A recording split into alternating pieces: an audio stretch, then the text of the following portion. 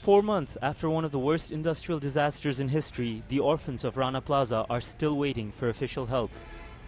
9-year-old Abdus Samad now uses the same cell phone number that his mother used before she died in the factory collapse. It's a way of keeping her memory alive. My mother went missing in Rana Plaza. Since then, I've been on the streets asking people for money. We've received no assistance.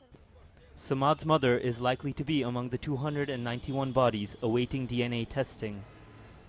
Abandoned by his father and now without his mother, Samad lives with his grandparents.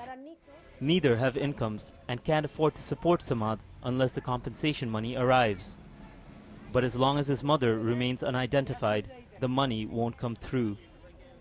Those who are missing, they have received no help. The injured have received some assistance. The families of some victims have also received some money, but no one has done anything for the families of the missing. It's a heartbreaking situation. The children of victims still gather around Rana Plaza. They have nowhere else to go. They find themselves competing with con artists as they beg for money from visitors to the site. Many of the 1,132 victims were the sole income earners for their families. Muhammad Shahabuddin survived the collapse, but he can no longer leave his home to work. His spine was injured when the building crashed on him. I'm really worried about how I'm going to keep my children in school, and then there's the rent. I can't pay my landlord.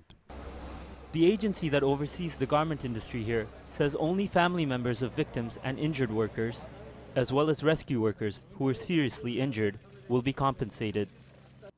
Those who were just injured, who went and got some treatment, and now they're walking around not trying to find a job. There's nothing we can do for these people.